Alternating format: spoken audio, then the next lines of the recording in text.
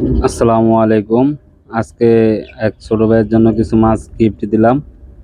দেখেন এখানে আছে কিছু গাপ্পি, তারপরে এক পেয়ার দিলাম রেশমিম, আর কিছু দিলাম হচ্ছে আপনার ওই দিছি, শামুক দিছি এক জোড়া।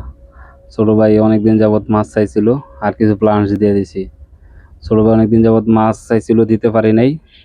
তো আজকে একটু সময় করে ছোট ভাইরে দিয়ে দিলাম। তো এখানে সমস্যা একটা করে লাইছি, প্লান্টস দিয়ে লাইছি মনে হয় বেশি, যার কারণে মাছগুলো লড়াচড়া করতে পারতেছে না তেমন একটা। এই দেখেন, তো আমি আবার নতুন করে প্যাকেট করতে হইব, নয়তো প্যাকেটটা একটু বড় করতে হইব।